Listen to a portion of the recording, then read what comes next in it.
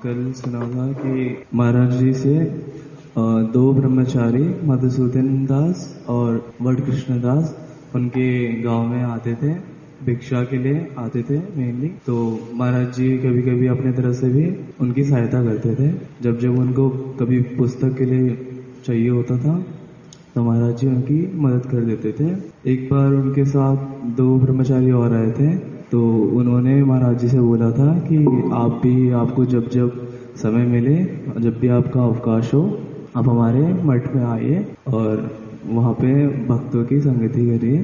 तो बस कल थे कथा में ये बताया था कि जैसे उनसे अधिक भेंट होने लगी तो महाराज जी के गांव में भी वो लोग जाने, ब्रह्मचारी गण महाराज जी गांव में भी जाते थे। उनकी माता बहुत बार प्रसाद भी उनको देती थी। स्पष्ट नहीं हुआ क्या बोल रहे हो? बहुत बार ब्रह्मचारी लोग महाराज जी के गांव में भी जाते थे। शिला महाराज जी पहले उनको अपने घर में, अपने गांव में स्वयं लेकर के गए। उसके बाद में वहां पर उनका कथा कीर्तन इत्यादि का आयोजन कराया। उनको अपने कुल में सेवित जो गदाधर शालिग्राम शिला है उसका दर्शन कराया। अपने घर पर उनकी कथा कीर्तन इत्यादि रखवाई। बहुत सारे और जो गांव के लोग हैं सबको बुलाया और इन सब का उन सब से परिचय करा दिया, क्योंकि महाराज जी अभी अपने गांव में रहते नहीं है, पांचरूला में रहते थे, तो इसीलिए इनसे भेंट करवा दी सबकी। महाराज जी तो एक बार उनको मिलाने के बाद में कहाँ पर चले गए? पांचरूला में चले गए। किंतु अब वो लोग समय समय पर महाराज जी का जो अपना गांव है सीतारामपुर, वहां पर भी जाने लगे। वहां पर भी कथा करते, कीर्तन करते, भिक्षा करते। समय समय पर महाराज जी की माता जी उनको भोजन इत्यादि भी प्रसाद भगवान का बना करके दे देती। तो ऐसे स्पष्ट करके नहीं बोलोगे तो सुना क्या फिर आपने? फिर तो सुना नहीं, इसका मतलब ध्यान से कुछ भी। सिर्फ क्या बोल दिया आपने? ये वो लोग महाराज जी गांव में जाते थे, महाराज जी के गांव में जाते थे, महाराज जी की माता जी भोजन करा दे, इतना सा बोला था कुछ। तो इतना स्पष्ट करके कल बतलाया था किस लिए? और बताओ। दो ब्रह्मचारी और मिले महाराज जी को, एक तो हरिवल्लभ दास। ठीक से बोलो, क्या बोल रहे हो? दो ब्रह्मचारी मिले थे महाराज। दो ब्रह्मचारी मिले थे, बस यही बात है। कहाँ से मिले थे? आकाश में से टपक आए थे? नहीं, जब वो मठ गए। हाँ जी, मेदिनीपुर के मठ में। नहीं, गलत सुना, स्मरण नहीं है। तो वही तो पहले श्री भट्ट कृष्ण प्रभु और श्री मधुसूदन प्रभु आते थे। एक बार पांचरूला में अपने साथ में और दो लोगों को भी ले करके आए। उद्देश्य क्या था कि उनमें से जो प्रभु हैं दूसरे श्री हरि वल्लभ प्रभु, उनको क्या, और एक दूसरे का नाम क्या है? श्री लोकनाथ प्रभु। अब 4 लोग आ गए एक साथ में पांचरूला ग्राम में। और ये जो हरि वल्लभ प्रभु हैं ये अत्यधिक बुद्धिमान हैं, शास्त्रीय ज्ञान है अच्छी प्रकार से, इसीलिए वो दो ब्रह्मचारी अब इनको भी साथ में ले करके आए। और उन्होंने जब हरि वल्लभ जी ने भी पांचरूला गांव में बड़ी अच्छी तरह से कथा कीर्तन इत्यादि सुनाया, कुछ दिनों तक रहे महाराज जी की, उनके साथ में भी मित्रता हो गई, परिचय हो गया। जाते जाते उन्होंने बार बार क्या बात बोली? आप भी हमारे मेदिनीपुर के मठ में आया करिए, वहाँ पे हम लोग तो यहाँ पर सब समय नहीं आ सकते, हम बीच बीच में आते हैं। किंतु आपको अगर सचमुच में साधु संग करना है तब आपको अपनी तरफ से भी कुछ क्या करना पड़ेगा? आना जाना करना पड़ेगा। सिर्फ अगर हम कभी आएंगे, आपने कथा कीर्तन सुन लिया, हमारे को कुछ कुछ भिक्षा में सहायता कर दी, इतने मात्र से ही आप सचमुच में अच्छे साधु नहीं बनोगे, भगवान की बात अच्छी तरह से नहीं समझ पाओगे। इसीलिए उसके लिए क्या करना? समय समय पर आप भी जब आपको अवकाश मिले, आप कहाँ पर आ जाना? मेदिनीपुर श्यामानंद गौड़िया मठ में। किस लिए वहाँ पर आ जाना? साधुओं का संग। वहाँ पर साधुओं का संग मिलेगा, इसलिए वहाँ पर समय समय पर आ जाना। इस प्रकार से उन्होंने पुनः पुनः कहा था। तब फिर क्या हुआ? इसके बाद आपने दैव वर्णाश्रम के बारे में पागल जैसी उनकी बात को मन में रख करके शिला महाराज जी पहली बार में कहाँ पर गए? श्यामानंद गौड़िया मठ में पहुंच गए। वहाँ पर कथा सुनी, वहाँ पर कीर्तन सुना, बहुत अच्छा लगा। शिला जाजावर गोस्वामी महाराज जी वहाँ पर थे, शिला माधव गोस्वामी महाराज जी वहाँ पर थे। उन लोगों का दर्शन मिला, उनकी कथा सुनने को मिली, और बहुत सारे लोग भी वहाँ पर उस समय में रह रहे थे। तो इसलिए बहुत अच्छा लगा। किंतु जब प्रसाद प्रारंभ हुआ उस समय महाराज जी ने थोड़ा थोड़ा दूसरे लोगों से अपना परिचय जब किया, उनसे जब वार्तालाप होने लगा, उन्होंने अपना नाम बताया, परिचय बतलाया।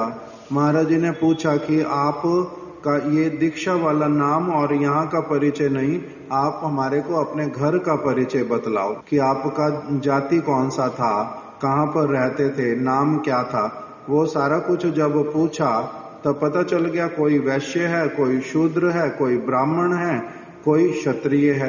जब ये सारा कुछ सुन लिया, कोई कैसा है कोई कैसा है, और जब देखा सारे लोग इकट्ठे प्रसाद पा रहे हैं बैठ करके एक ही पंक्ति में, तब आश्चर्य हुआ, अच्छा नहीं लगा। तब उन्होंने दूसरी चीज क्या देखी कि प्रसाद पाते समय तो बात कर रहे हैं एक दूसरे के साथ में ये लोग बैठ करके, तब और आश्चर्य हुआ। किस लिए? महाराज जी के समय में कभी भी प्रसाद पाते हुए बात नहीं करते थे। महाराज जी जो है उनके पूर्व आश्रम में उन्होंने इस प्रकार का कभी देखा नहीं था। वो लोग ब्राह्मण नीति के साथ में ब्राह्मण्य नीति का पालन करते हुए बड़े हुए थे अभी तक, तो इसलिए उन्होंने ये सब कुछ कभी देखा ही नहीं था, उनके लिए नया था, इसलिए बड़ा आश्चर्य हुआ उनको। यहाँ पर बतलाना प्रारंभ किया था कि महाराज जी का ब्राह्मण्य नीति सीखना कैसे हुआ, क्योंकि महाराज जी स्वयं कौन थे? चक्रवर्ती ब्राह्मण। किंतु कौन से वाले चक्रवर्ती ब्राह्मण, यहाँ पर बतलाना प्रारंभ किया। क्या बात बतलाई यहाँ पर? कि वो जागतिक रूप से ब्राह्मण थे, जागतिक ब्राह्मण थे। जागतिक ब्राह्मण भगवान ने जैसा कहा वो क्या है? भगवान ने गुण और कर्म के विभाग के अनुसार चतुर्वर्णा मया सृष्टा गुण कर्म विभागशा। भगवान ने गुणों और कर्म के आधार पर बताया कि किसको मैं ब्राह्मण कहता हूँ, किसको मैं क्षत्रिय कहता हूँ, किसको मैं वैश्य कहता हूँ, किसको मैं शूद्र कहता हूँ। ये भगवान ने बनाया। किंतु साधारण लोगों ने क्या बना दिया? इसको जाति बना दिया। ना तो गुण देखते हैं ना कर्म देखते हैं, और केवल ये दीक्षित है तो ब्राह्मण है, ये माधुरी दीक्षित है, ये मिथुन चक्रवर्ती है, ये शीला दीक्षित है, ये ब्राह्मण है। किंतु काम कौन से कर रहे हैं? कोई शूद्र का कर रहा है, कोई शूद्र क्षत्रिय इत्यादि भी नहीं, सारे अंत्यज्य वाला कर रहे हैं ऐसे तो। किंतु कहते क्या अपने आप को? ब्राह्मण। तो इस ब्राह्मणता का नाम क्या है? आसुरिक वर्णाश्रम। और दूसरे का नाम क्या जो भगवान ने बनाया? दैव वर्णाश्रम। तो ये सारी बात जिस इसमें ग्रेविटी है कि महाराज जी के जीवन किस प्रकार से उनका इंट्रोडक्शन हो रहा है प्रत्येक वस्तु के साथ में। सिर्फ एक बात बोल दी, दो बात बोल दी, उससे होता नहीं। ठीक से केशव प्रभु को दो। कल और कौन सी बात सुनी थी वो बताओ। फिर जो हमने ये दो प्रकार के वर्णाश्रम धर्म के बारे में सुना, एक को बोला वास्तविक और एक बोला जो आसुरिक है।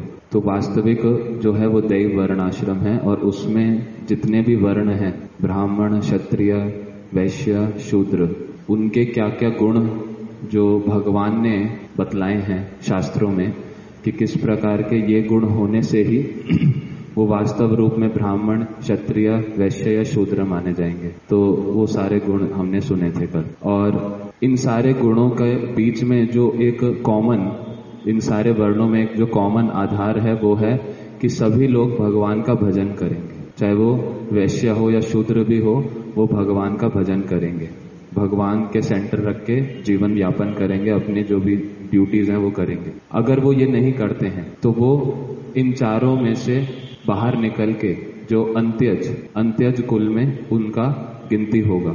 फिर उसके बाद हमने सुना कि कैसे शिला महाराज जी, उनके कई सारे उनको वहां पर शौक लगा कई सारी चीजें देखकर, जिनमें से एक अभी हमने श्रवण किया, दो श्रवण किए कि सब लोग बैठे हैं एक साथ, और फिर जब प्रसाद भी पा रहे हैं तो सारे लोग बात कर रहे हैं आपस में प्रसाद पाते हैं। तीसरी चीज महाराज जी को जो हैरान करने वाली लगी कि एक बार लेने के बाद यहाँ पर लोग फिर से मांग रहे हैं, या फिर से जब उनसे पूछा जा रहा है तो वो ले रहे हैं। तो महाराज जी कह रहे हैं कि हमने तो अपने जीवन में बचपन से ही कभी ऐसा देखा नहीं, हमारे को जो थाली में मिलेगा उतना ही हम लोग खा के और उसके बाद मांगेंगे भी नहीं। एक बार में सारा कुछ ले लेंगे, एक बार में सारा कुछ ले लेंगे। कभी कभी कोई अगर विशेष कोई परिस्थिति या कोई गेस्ट आता है, कोई अतिथि आते हैं, तब उनसे वापस से पूछ लिया जाता है? ना, ब्राह्मण लोग वो भी नहीं करते। मेले में किसी का मेला आया, कुछ आया, उत्सव हुआ, तब एक अलग प्रकार की व्यवस्था। उत्सव। और फिर उसके पश्चात शिला महाराज जी जब चरणामृत लेने जा रहे थे, तो महाराज जी ने तो सोच लिया प्रसाद तो मैं नहीं पाऊंगा यहाँ पर, तो चलो चरणामृत ही ले लेता हूँ। फिर जब चरणामृत लेने जा रहे हैं तो जो व्यक्ति चरणामृत बांट रहा है वो देखा कि ये तो मेरे पूर्व आश्रम में पहले धोबी था, तो ये जो धोबी अब ये यहाँ पर इस प्रकार से चरणामृत बांट रहा है। तो उन्होंने जाकर उनसे पूछा, मतलब वो पहचान गए उनको, तो उनके पास जाके पूछा कि आप भी यहाँ पर मठ में रहने लग गए हैं? कह रहे हाँ जी, हम भी यहाँ पर रहते हैं। तो शिला महाराज जी मन में विचार कर रहे हैं कि ये धोबी जो हमारे घर पे काम करता था, इनके हाथ से, इनके स्पर्श की भी कोई भी वस्तु हम कभी ग्रहण नहीं करते थे, और अभी मैं इनके हाथ से चरणामृत लूंगा, तो यहाँ पर ये चल क्या रहा है? ये तो अलग प्रकार की एक यहाँ पर परिस्थिति है। तो इस प्रकार से शिला महाराज जी कई सारी चीजों को देखकर पहली बार वो देखे वहां पर, और उनको बड़ा बुरा लगा ये सारी चीजें देख। ठीक। अब महाराज जी अपना कुछ समय तो वहां पर रहे, 1 घंटा 2 घंटे जितनी भी देर रहे होंगे वो रहे, कथा सुनी, कीर्तन सुना, ठाकुर जी को प्रणाम किया, परिक्रमा की, सारी चीजें ठीक रही, किंतु कुछ कुछ ये वाली चीजें मन में अच्छी नहीं लगी। अपने घर पर 5 रूला गांव में लौट गए, और जैसा श्री हरि वल्लभ ब्रह्मचारी जी ने उनको कहा था कि आप बीच बीच में जब जब आपको अवकाश मिले तब आप अवश्य ही मेदिनीपुर में श्यामानंद गौड़िया मठ में आ जाना, साधु संघ का आपको सुअवसर मिलेगा, उसका लाभ उठाना, जैसा कहा था उसी के अनुसार अब महाराज जी अपने स्थान पर पहुंचने के बाद में पुनः पुनः मन में विचार करने लगे कि मेरे को पुनः इस स्थान पर जाना भी है या कभी नहीं जाना है। क्यों? क्योंकि यहाँ पर जिस तरह से ये इकट्ठे बैठ करके खा रहे हैं, इकट्ठे बैठ करके खाते समय बात कर रहे हैं, और जो सारी चीजें मैंने देखी, जाति का कोई भेदभाव नहीं, वर्णाश्रम धर्म को मान नहीं रहे, और ये लोग तो अलग अलग प्रकार की चरणामृत भी जो है कोई ऐसा व्यक्ति दे रहा है जो ब्राह्मण नहीं है, तो ये सब इनके साथ में व्यवहार रखना भी चाहिए या नहीं रखना चाहिए, इनके पास आना जाना करना भी चाहिए या नहीं आना जाना करना चाहिए, ये उनके मन में अब अच्छी तरह से चलने लगा। छुट्टी मिलती है, जा सकता हूँ, साधु संग मिला था, सच में अच्छा भी लगा था, कथा तो इन लोगों ने बड़ी अच्छी अच्छी सुनाई, किंतु व्यवहार में क्या दिखाई दे रहा है? कमी दिखाई दे रही है। कथा इनकी बहुत अच्छी लग रही है मेरे को, और इनका व्यवहार जो है मेरे को असुविधाजनक लग रहा है। कथा शास्त्रीय है, उत्तर जो देते हैं, प्रश्न पूछने पर भी उत्तर जो देते हैं वो शास्त्रीय है। गीता, भागवत, चैतन्य चरितामृत, इसमें से सारे उत्तर देते हैं, वेद में से, उपनिषद में से, तो इसीलिए इनके द्वारा जो सारी बातें बोली जा रही हैं वो तो क्या है? सारी वैदिक, और इनके द्वारा जो कार्य किया जा रहा है वो कैसा लग रहा है? अवैदिक।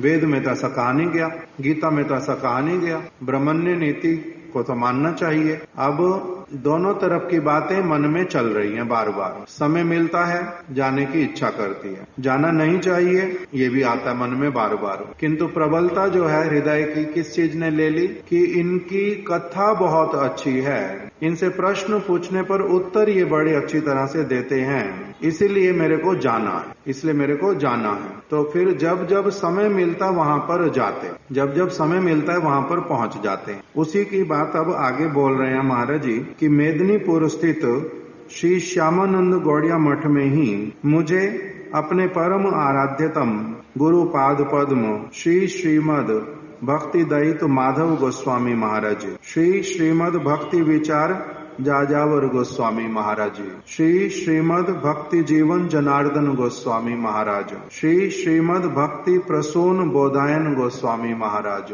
तथा श्री श्रीमद भक्ति कुमुद संत गोस्वामी महाराज जी का अनेक बार दर्शन करने का सुअवसर प्राप्त हुआ। अभी रहते कहाँ पर है? 5 रूला में, बीच बीच में मठ में आना जाना करते हैं, और उस स्थान पर कभी प्रभुपाद जी का कोई शिष्य, कभी प्रभुपाद जी का कोई अन्य शिष्य, ये सारे लोग वहां पर आकर के वास करते हैं, कथा कीर्तन करते हैं, प्रचार में जाते हैं। तो इसलिए महाराज जी को वहीं पर ही अब ये वाले जो साधु लोग, इनका उनको दर्शन प्राप्त हुआ। विशेष विशेष कुछ नाम बता दिए। शिला भक्ति दैत्य, ये सारे प्रभुपाद भक्ति सिद्धांत सरस्वती ठाकुर जी के शिष्य, और ये लोग सारे बहुत ही अधिक निष्ठावान, बहुत अच्छी तरह से शास्त्र की वाणी के अनुसार आचरण करके प्रचार करने वाले। इन भक्तों का एक एक करके महाराज जी को क्या होता गया?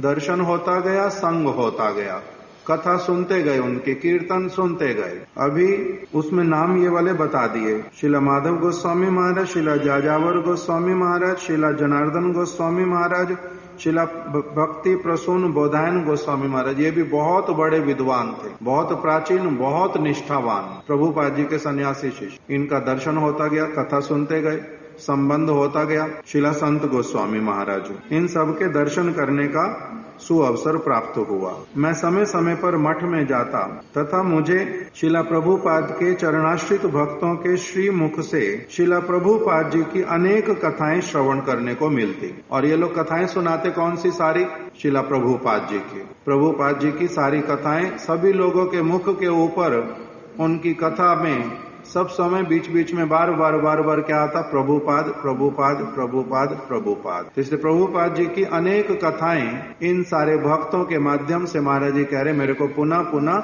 श्रवण करने का सुअवसर प्राप्त हुआ। जब जब मुझे ज्ञात होता कि मठ में कोई विशेष उत्सव है अथवा शिला प्रभुपाद के कोई आश्रित जन वहां पर आए हैं, तो मैं मठ में हरि कथा के श्रवण तथा वैष्णवों के दर्शन हेतु वहां पहुंच जाता। दो चीजों में मेरी रुचि उत्पन्न हो गई। एक तो कि मेरे को क्या करना है, वहां जाकर के हरि कथा, हरि कीर्तन श्रवण करना है। और दूसरा मन में आ गया कि जो ये शिला प्रभुपाद जी के आश्रित जन हैं, ये बहुत विशेष हैं, इनके पास में बहुत बड़ी कोई संपत्ति है और वो उसी में से ही कुछ अपनी संपत्ति का जो है कथा के माध्यम से वितरण करते हैं, वो हमारे को शेयर करते हैं। तो इसलिए उन प्रभुपाद जी की बातें सुनते सुनते प्रभुपाद जी के प्रति और जो सुना रहे हैं, इन लोगों के प्रति हृदय में एक विशेष श्रद्धा जो है वो मेरी जाग उठी। इनके प्रति एक विशेष श्रद्धा जागृत हो गई और हरि कथा, हरि कीर्तन जो है उसमें भी रुचि आ गई। जिस प्रकार से ये लोग मेरे को कथा सुनाते, तो जब जब उत्सव होता, पता चलता कि कोई विशेष उत्सव है और पता चलता प्रभुपाद जी के कोई आश्रित भक्त आए हुए हैं, तो मैं क्या करता? मैं हरि कथा श्रवण करने तथा ऐसे वाले वैष्णवों के दर्शन करने हेतु वहां पहुंच जाता। अभी बार बार जब जाता हूं तो एक दिन शिला जाजावर गोस्वामी महाराज जी ने कहा कि आप प्रसाद पा करके जाओ। प्रसाद पाते नहीं हो कभी भी प्रसाद नहीं पाते हो। इतनी बार आते हो, प्रसाद कभी भी नहीं पा करके जाते हो, प्रसाद पा करके जाओ। तो शिला महाराज जी कहते हैं मैंने उनको उत्तर दिया नहीं, तो उन्होंने अपनी आप से बोल दिया कि जो भट्टाचार्य है उन्होंने प्रसाद बनाया है, भोग भी उन्होंने लगाया है और देंगे भी वही आपको। क्यों? समझ लिया उन्होंने कि ये ब्राह्मण है, उसी नीति रीति को पालन करता है, तो इसीलिए उन्होंने अपने आप से अपने शिष्य को भट्टाचार्य, नाम उसका ब्रह्मचारी वाला नहीं बोलते, भट्टाचार्य बोल करके बुलाया। क्यों? जिससे महाराज जी का दृढ़ विश्वास हो जाए कि हाँ मेरे को सचमुच में ब्राह्मण व्यक्ति ही जो है वो प्रसाद दे रहा है, तो इस प्रकार से महाराज जी कह रहे हैं कि वहां पर ऐसी वाली स्थिति भी किस लिए आकर के खड़ी हुई, क्योंकि मैं निकलना चाहता हूं कथा कीर्तन के बाद में वहां से, किंतु उस दिन एक दिन ऐसा वाला आ गया कि बहुत तेज आंधी और तूफान था। मैं अब मेदिनीपुर से 5 रूला जा नहीं पा रहा हूं, रात होती जा रही है, इसीलिए उन्होंने क्या किया, जिद की कि आप प्रसाद पालो। अन्यथा मैं पहले क्या करता था, ऐसे वाला अवसर ही नहीं देता था कि कोई देख भी पाए कि मैं प्रसाद पा रहा हूं अथवा मैं प्रसाद नहीं पा रहा हूँ। इस प्रकार की बात बतलाई पहले। अब और कुछ बातें महाराज जी बतला रहे हैं, अभी यहाँ पर हमारी सीक्वेंस में नहीं लिखी हुई, हमने बाद में उसको क्रम करके लिखना है ठीक से।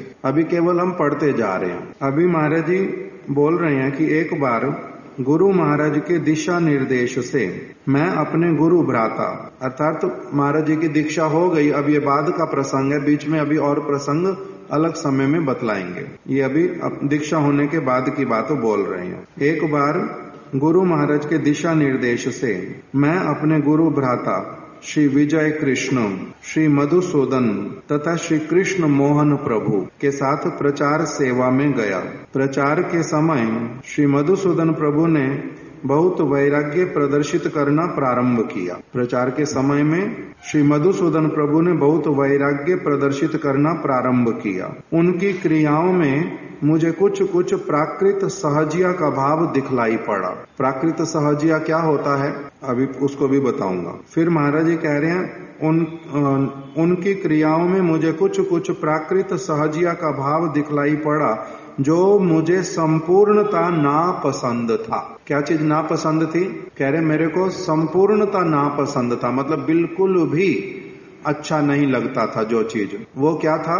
प्राकृत सहजिया वाला भाव। प्राकृत सहजिया वाला भाव यथा उन्होंने एक सूटकेस में श्री श्री राधा कृष्ण के छोटे छोटे विग्रहों को बंद करके रखा तथा लोगों को दिखाने के लिए वह कभी कभी उन विग्रहों की आरती उतारते, भोग निवेदन करते तथा पुनः उन्हें बंद करके रख देते, पुनः उन्हें बंद करके रख देते। कभी कभी आरती करते हैं, मतलब सप्ताह में एक बार। सूटकेस में बंद हैं, किंतु किसी किसी स्थान पर जाकर के सूटकेस को खोल देते हैं, राधा कृष्ण को सजा देते हैं, फिर आरती भी उतारते हैं, भोग निवेदन भी करते हैं, फिर बंद करके रख देते हैं। तो एक तो ये वाली बात बताई। दूसरा, मैंने उनमें वस्तुओं का संचय करके अपने इंद्रिय तर्पण के लिए छिपाकर रखते देखा। दूसरी चीज उनमें क्या देखी कि वो क्या करते हैं? मैंने उनमें वस्तुओं का संचय करके, वस्तुओं का संचय मतलब वस्त्र हुआ, खाने की चीज हुई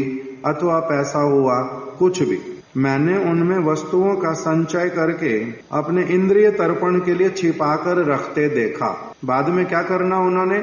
उसी वस्तु को उन्होंने स्वयं अपने उपयोग में लेना। इसको कहते हैं इंद्रिय तर्पण करना, अपने लिए ऐसे करना। वे मेरे बड़े साइज के तथा मूल्यवान बैग में घी आदि अन्य वस्तुओं को छिपाने के लिए रखते तथा मुझसे कहते, अन्यों को इसके विषय में कुछ भी मत बतलाना। मेरे द्वारा किसी को नहीं बतलाने पर भी दैव ने उनके एक बार क्या हुआ, मैंने तो किसी को बताया नहीं, मेरे द्वारा किसी को नहीं बतलाने पर भी दैव ने उनके घी को उल्टाकर सभी को स्वयं ही सूचित कर दिया। समझ आया? महाराज जी के बैग में घी रखा है, अभी क्या हुआ, वो ऐसे तो मना किया किसी को बताना नहीं, अब ऐसे तो बताया नहीं किसी को, किंतु क्या हो गया, दैववश वो बैग में घी जो है अपने आप वो डिब्बा जो है उल्टा हो गया और खुल गया। खुलने से क्या हुआ, वो सारा बैग भी खराब कर दिया, नीचे गिरने भी लगा। अब सबको दिखाई दे गया अपने आप से ही क्या हुआ है, इसमें घी छिपा करके रखा, बताया नहीं था। उस तरह से अपने आप दैव ने बता दिया। वे प्रचार के बीच में से परीक्षा का बहाना करके चले गए। ऐसे गुरु महाराज जी ने भेजा किसके लिए?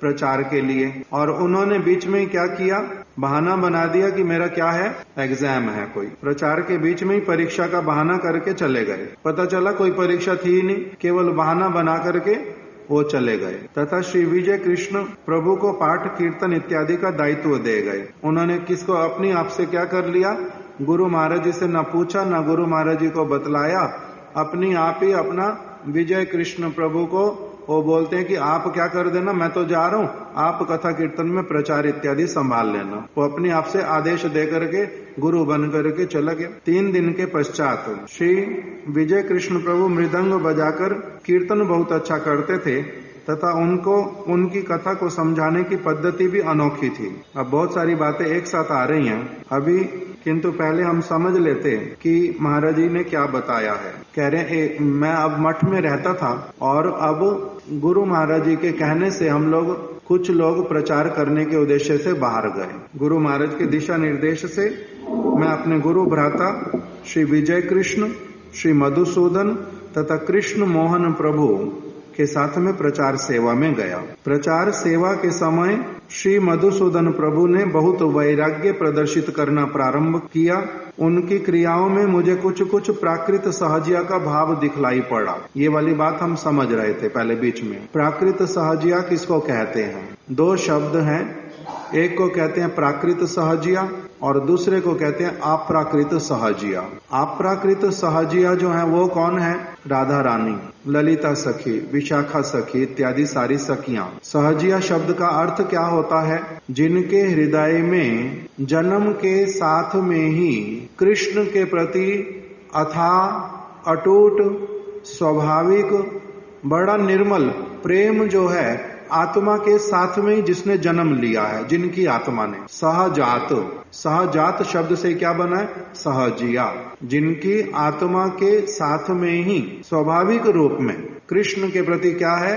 अगाध प्रेम है, स्वाभाविक प्रेम है। उनको किसी ने सिखाया नहीं, उनको किसी ने पढ़ाया नहीं। कृष्ण भगवान है, कृष्ण ब्रह्मांड के अधिपति हैं, कृष्ण बड़े शक्तिमान हैं, कृष्ण में बहुत सारे गुण हैं, कृष्ण तुम्हारी रक्षा करने वाले हैं, कृष्ण तुम्हारा पालन करते हैं, इसलिए उनका भजन करो, उनसे प्रेम करो, उनकी सेवा करो। ये उनको किसी ने सिखलाया नहीं। सहजात उनकी आत्मा के साथ में ही अपनी आप से, क्योंकि वो कौन है? भगवान की श्रीमती राधा रानी स्वरूप शक्ति है। भगवान से ही एकदम से डायरेक्टली प्रकाशित हुई है, उनकी अपनी ही शक्ति, उसने रूप धारण किया है।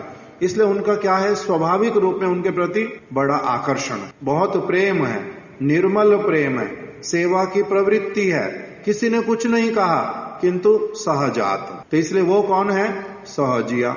राधा रानी, ललिता सखी, विशाखा सखी, सुबल, श्रीदाम, मधुमंगल, माता यशोदा, नंद बाबा, ये सारे के सारे लोग कैसे वाले हैं? इनका है कृष्ण के प्रति सहज भाव, स्वाभाविक प्रीति। इसलिए इनको बोलते हैं अप्राकृत सहजिया। ट्रांसीडेंटल प्रेम है इनके हृदय में, अप्राकृत, अद्भुत, इस जगत वाला नहीं। इस जगत में हम किसी से प्रेम अगर करते हैं उसका कुछ न कुछ कारण होता है पीछे, वहां पर किंतु उनका है अकारण प्रेम, इसलिए उसका नाम है अप्राकृत। प्राकृत मतलब जागतिक, अप्राकृत मतलब अलौकिक, इस जगत में जो चीज देखी नहीं जाती है, दिव्य, दूसरे लोक की बात हो, वैकुंठ की बात, गोलोक की बात हो। तो अप्राकृत सहजिया ये कौन है? ब्रजवासी। वहां की गैयाएं भी ऐसे, वहां के बछड़े भी ऐसे, वहां के हिरण भी ऐसे, वहां की कोयल भी ऐसी। आप दर्शन 2 मिनट रुकेंगे तो दर्शन मिलेगा, भोग लगा रहे अभी मिले। तो इसका नाम हुआ अप्राकृत सहजिया। अब प्राकृत सहजिया कौन होता है? इस जगत में एक तो हो गया प्राकृत मतलब इस जगत का, सहजिया मतलब केवल मात्र ढोंग करके दिखलाने वाला कि मेरा भी कृष्ण के प्रति वैसे ही प्रेम है जैसे ललिता सखी का है, जैसे राधा रानी का है। केवल मात्र बाहर में इस प्रकार का प्रदर्शन करके अपने मन को संतुष्ट करने की कामना, जगत के लोगों को पागल बनाने की कामना, अथवा अपनी वाहवाही लूटने के लिए भावना, किसी भी कारण से ऐसे वाला व्यक्ति जिसके हृदय में प्रेम नहीं है, वो प्रेम का अगर किसी भी कारणवश झूठ मूठ में भाव दिखलाता है, तब उसको कहते हैं ये कौन है? प्राकृत सहजिया। वास्तविक रूप में राधा कृष्ण के विग्रहों से उनका प्रेम नहीं है, वास्तविक रूप में उनको आराध्य नहीं मान रहे, उनको सूटकेस में बंद करके रख देते हैं। उनको कोई लेना देना नहीं है कि वहां क्या खा रहे हैं, क्या पी रहे हैं, क्या सेवा होती है, क्या नहलाना, उनको क्या धुलाना, कुछ भी लेना देना नहीं है। जैसा साधारण रीति है गुरु जी, हमारा प्रेम नहीं है अभी भगवान से, किंतु तब भी अगर विग्रहों की सेवा करने के लिए मिले तो कम से कम कुछ मात्रा तक ये चीजें मेरे को करनी है, वो अलग ही नहीं है। किंतु फिर क्या करते हैं? किंतु जिस समय उनके दिमाग में कुछ आ गया उस समय उन्होंने क्या करना है? उस समय विग्रहों को निकालना, फिर सूटकेस में से अच्छी तरह से सजाना, फिर उनको फूल देने, उनको चंदन लगा देना, उनको ये तेल लेप देना, ये कर देना, वो कर देना, आरती उतारना, भोग लगाना, भोग के लिए ये चीज लाओ, वो चीज लाओ, भगवान का आज मैं भोग लगाऊंगा, मेरी इच्छा। तो अपनी इच्छा से कभी 10 दिन में खुलता है वो, कभी 1 महीने में खुलता है, कभी उसके बाद में वो विग्रह फेंक करके भी चले जाएंगे, कोई लेना देना नहीं। तो इसको क्या कहते हैं? प्राकृत सहजिया। आज गुरुजी के दर्शन हुए, मेरे को गुरुजी के पास जाने दो, मेरे को गुरुजी की सेवा करने दो, मेरे को ऐसे क्यों नहीं करने दे रहे हो, मेरे को वैसे क्यों नहीं करने दे रहे हो।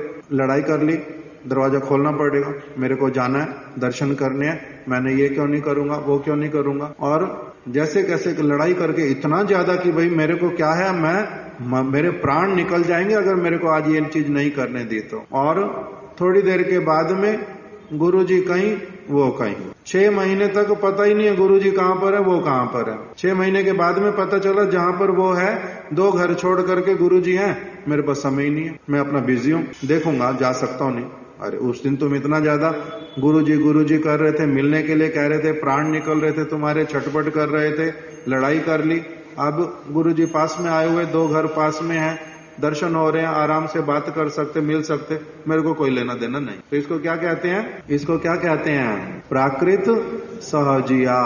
तो इसलिए महाराज जी कह रहे हैं कि मैंने जब अपने साथ में उनको देखा मधुसूदन प्रभु को, तो मैंने क्या देखा मधुसूदन प्रभु को कि ये कौन है, प्राकृत सहजिया वाले भाव है इनमें। तो अब ये कैसे पता चला, यही मधुसूदन प्रभु पहले उनको कहाँ मिले थे, 5 रूला में। वहां क्या देखा था, वहां क्या देखा था, नामावली वाला वस्त्र पहना हुआ है, तिलक ऊर्ध्वपुंड लगाया हुआ है, चंदन लगाया हुआ है, हाथ में माला है, मध्यम स्वर से भगवान का नाम कीर्तन कर रहे हैं। बात पूछने पर उत्तर दिया है, बड़ा अच्छा ही उत्तर दिया है। कंठ कीर्तन करते हैं तो अच्छा है, प्रश्न का उत्तर देते हैं तो अच्छा ही सुनाते हैं। महाराज जी ने बोला सब्जी में आपकी कटवा दूं, तो उन्होंने क्या बोल दिया, इसको काटना नहीं कहते, इसको अमानिया करना कहते हैं। कुछ चीजें तो बताई थी, खराब तो नहीं बताई थी, अच्छी वाली ही बताई थी, किंतु उतना परिचय होने मात्र से, और फिर भी 2-4 बार और भी मिले ही थे, समय समय पर मिलते भी रहे। किंतु अभी जाकर के फिर जब अब निकट में रहना हुआ, तब अब क्या पता चलना प्रारंभ हुआ कि एक स्तर तक वो वाली सारी चीजें मेरे को जो समझ आ रही थी, अब ये दूसरा भी स्तर एक है जो मेरे को क्या हो रहा है, अभी दिखलाई दे रहा है। इसमें क्या दिखाई दे रहा है, इसमें अब क्या दिखलाई दे रहा है, ये तो प्राकृत सहजिया जैसी इनकी बड़ी सारी क्रियाएं हैं। ये कौन है, प्राकृत सहजिया जैसी क्रियाएं कर रहे हैं, जो मेरे को क्या है मेरे को, जो उसके लिए महाराज जी ने बोला जो मुझे संपूर्णता नापसंद है। क्या नापसंद है संपूर्णता, प्राकृत सहजिया भाव। किस लिए, क्योंकि अब प्रभुपाद जी के अलग अलग भक्तों का संग होता गया, उनकी कथा सुनता गया, उनसे जिस प्रकार की भावनाओं को धारण कर रहा हूं, उसके द्वारा मेरे को अभी अच्छी तरह से समझ आया कि ये लोग, ये कैसी वाली क्रियाएं हैं, ये है प्राकृत सहजिया वाली क्रियाएं। ये शुद्ध भक्त वाली क्रियाएं तो नहीं है, ये शुद्ध भक्त की क्रियाएं नहीं है। शुद्ध भक्त जो बनने की सचमुच में कामना करता है, उसकी भी क्रियाएं नहीं है। ये किसकी क्रियाएं हैं, प्राकृत सहजिया। जागतिक वृत्ति वाला व्यक्ति किंतु कुछ भगवान की चीज को केवल जान के, सुन के, समझ करके उसने क्या किया है, अपनी सुविधा अनुसार उसको अपने जीवन में अपना लिया है, उसमें अपना उसका किसी प्रकार का कोई जागतिक लाभ है, इसलिए इसका नाम प्राकृत सहजिया। और मेरे को ये क्या है, संपूर्णता नापसंद है। जो मुझे संपूर्णता नापसंद था, तो उसका एक उदाहरण तो यही वाला दिया, विग्रह वाला। दूसरा क्या उदाहरण दिया कि मैंने उनमें वस्तुओं का संचय करके अपने इंद्रिय तर्पण के लिए छिपा कर रखते देखा। वस्तुओं का संचय किया, ठीक है, किस लिए किया, भिक्षा में प्रचार में गए हैं, भिक्षा भी साथ साथ में कर रहे हैं, वस्तुएं वहां पर मिल रही हैं, उनको लेकर के ही जाना है और क्या करना है, गुरुदेव को दे देनी है, वो भगवान की सेवा में, भक्तों की सेवा में उसका उपयोग करेंगे। इसी उद्देश्य से संग्रह कर रहे हैं, लेकर के चल रहे हैं साथ में सामान सारा अलग अलग अपना। अभी उनको क्या देखा कि जब जो मिलता है वो सारा तो कहाँ रखते हैं, अपने अपने एक बैग लिए हुए हैं सबने, क्योंकि बाहर गए हैं, प्रचार में हैं, तो उसमें क्या है, अपने कपड़े रखे हैं, अपना गमछा रखा है, अपना ब्रश इत्यादि रखा है, तेल रखा है, साबुन रखा है, जो भी चीज आवश्यकता पड़ती है, सोने के लिए कोई चादर इत्यादि रखी है, अपना सामान लेने के लिए अपना अपना बैग है पड़ा। जो वस्तु भिक्षा में मिलती है उसको इकट्ठा करने के लिए भी अलग खाली बैग साथ में लेकर के आए थे। अब खाली बैगों में क्या रखना है, जो सामान मिल रहा है वो सारा सामान खाली बैगों में रखना है। किंतु मधुसूदन ब्रह्मचारी को कह रहे, मैंने क्या देखा कि वो जो भिक्षा में वस्तुएं मिलती हैं उसमें से कुछ कुछ वस्तु को लेकर के वो अपने लिए अपने बैग में छिपा करके रख देते हैं। ये मैंने दूसरी चीज उनमें देखी, वस्तुओं का संचय करके अपने इंद्रिय तर्पण के लिए छिपा कर रख देते। और एक समय उन्होंने क्या किया, वे मेरे बड़े साइज के तथा मूल्यवान बैग में, कह रहे मेरा बैग मूल्यवान था, अच्छा बैग था और साइज भी बड़ा था, इसलिए उन्होंने क्या किया, मेरे को उन्होंने कहा कि मैं इसमें ना घी रख रहा हूं, आप ये किसी को देना नहीं और किसी को बतलाना भी नहीं, ये मेरे को उपयोग में कर लेना है, अपने उपयोग में मेरे को इसको लेना है। मूल्यवान बैग में, बड़े साइज के तथा मूल्यवान बैग में घी आदि अन्य वस्तुओं को छिपाने के लिए रखते तथा मुझसे कहते,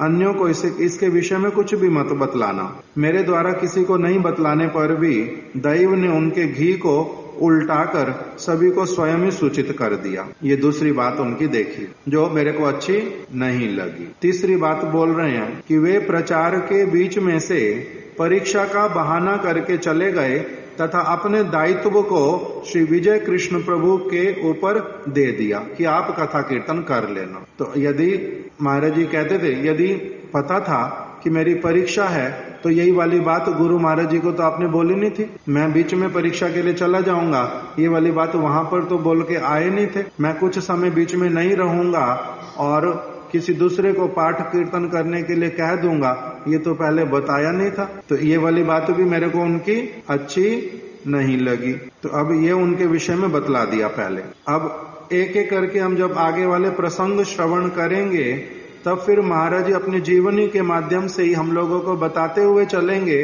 कि किस प्रकार से साधु संग को ठीक से करने वाले व्यक्ति और साधु संग को ठीक से नहीं करने वाले व्यक्ति, उनमें क्या क्या अंतर आता जाता है अपने आप से, वो दिखलाई देता है। उस बात को बड़ी अच्छी तरह से बताते जाएंगे। अभी किंतु बीच में यहाँ पर जो बात बतला रहे हैं वो क्या है कि अभी मधुसूदन प्रभु तो चले गए बहाना बना करके, किसके परीक्षा का बहाना बनाकर। अभी विजय कृष्ण प्रभु जो है वो मृदंग भी अच्छा बजाते थे, कीर्तन भी बहुत अच्छा करते थे और उनकी कथा को समझाने की पद्धति भी अनोखी थी। उसके लिए एक उदाहरण दे रहे हैं, यथा यदि उनसे कोई कहता मैं आत्मा को नहीं मानता, किसी व्यक्ति ने बोल दिया श्री विजय कृष्ण प्रभु जी को कि मैं आत्मा को नहीं मानता, तो वे क्या करते हैं अब विजय कृष्ण प्रभु, तो वे उसे कोई उत्तर देते नहीं। वो व्यक्ति क्या कहता है, मैं आत्मा को नहीं मानता, तो इन्होंने उत्तर देना नहीं, उसके खड़े हो जाते,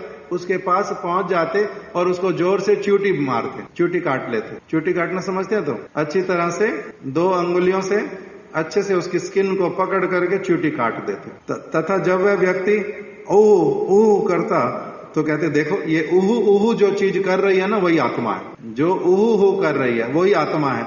मरे हुए को मैं चींटी काटूंगा वो थोड़ा ना ऊह बोलेगी, मरे हुए व्यक्ति को चींटी काटने से वो बोलेगी ऊह दर्द हो रहा है छोड़ो छोड़ो, कुछ भी बोलेगी? वो नहीं बोलेगी। तो इसीलिए देखो जो ऊह जिसने बोला है ना वही आत्मा है, और तुम बोल रहे हो मैं आत्मा को नहीं मानता, है ना आत्मा है तो आत्मा, तो कहते हाँ है आत्मा है। तो इस प्रकार से कहते ऊह करने वाली वस्तु ही आत्मा है। जो हो 2-3 दिन के पश्चात ही श्री विजय कृष्ण प्रभु मुझसे कहने लगे। अब विजय कृष्ण प्रभु की कथा भी 2-3 दिन हो गई, तो महाराज जी को बोलते हैं मेरी जितनी पूंजी थी मैंने पूर्ण रूप से उसे नियुक्त अथवा व्यय कर दिया है। मतलब मेरे को जितनी कथा आती थी मैंने वो 2-3 दिन में सुना दी है, अब मेरे पास और कथा नहीं बची है, मेरे पास और कथा नहीं है। मेरे 2-3 दिन की पूंजी थी, मैंने उसको क्या कर दिया, व्यय कर दिया है। अब मेरे पास और नहीं है कथा सुनाने के लिए, अब मुझे अन्य कुछ भी मुखस्त नहीं है, अतएव अब तुम पाठ करो। उन्होंने अब महाराज जी को क्या कह दिया कि अब आपको कथा बोलनी है। प्रचार कार्य में पूर्व अभ्यास नहीं होने पर भी परिस्थितिवशता मैंने ही कथा करनी प्रारंभ कर दी तथा शिला प्रभुपाद जी की वाणी हम श्री चैतन्य महाप्रभु की वाणी के वाहक मात्र हैं का स्मरण कर मैंने कथा में केवल शिला प्रभुपाद के आश्रित जनों के मुख से सुनी विषय वस्तु का ही परिवेषण किया। मैंने अभी तक जो कथा प्रभुपाद जी के विषय में, प्रभुपाद जी की कथा उनके शिष्यों से जो मैंने सुनी थी, मैंने वही वाली कथा ही जो है बोलनी प्रारंभ कर दी। मन में क्या विचार लेकर के प्रभुपाद जी कहते थे कि हम कौन हैं? हम श्री चैतन्य महाप्रभु की वाणी के वाहक मात्र हैं। वाहक क्या होता है?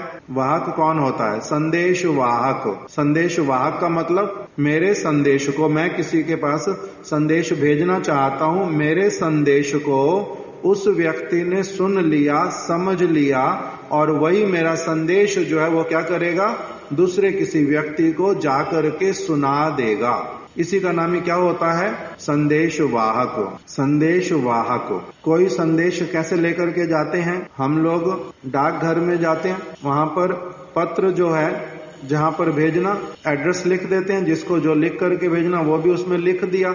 अपना एनवेलप हो, पोस्ट कार्ड हो, वो हमने क्या करना? लाल डिब्बा जो बना हुआ पोस्ट ऑफिस का, उसमें हमने डाल देना और वो क्या करते हैं? हमारा संदेश, वही पत्र दूसरे के पास में पहुंचा देते हैं। पहले कबूतर के द्वारा ये काम करवाते थे। अभी तो ऐसी वाली ट्रेनिंग होती है नहीं होती पता ही नहीं है, कभी देखा नहीं, किंतु सुना हुआ पुराना कि कबूतर को संदेश देने से वो जाकर के पहुंचा देता जिसके पास आपने भेजना, उसके पास ऐसी योग्यता थी। सुना हुआ तो ये वाली बात है। हाँ, गाने में तो फिल्मों में है, जगह जगह है। तो इसीलिए अभी ये कौन है? संदेश वाहक। इसी प्रकार से भगवान की वाणी के वाहक होते हैं। वो कभी तो जैसे गीता को वितरण करना, गीता किसी को देना, भागवत किसी को देना, जाकर के पहुंचा देना, इसी का नाम क्या है? उनके पास संदेश भिजवा दिया। किसका? भगवान का। शिला प्रभुपाद जी के विषय में आता है कि उन्होंने क्या करना? उन्होंने जागाइते वैकुंठ दूत पाठाओ घरे घरे। मोह निद्रा, मोह रूपी निद्रा में जो जीव सोए हुए हैं उनको जगाने के लिए आप क्या करते हैं? मोह रूपी निद्रा में जो सोए हुए उनको जगाने के लिए आप वैकुंठ के दूतों को भेजते हैं। वैकुंठ के दूतों जाओ। वैकुंठ के दूत मतलब भगवान के दूत।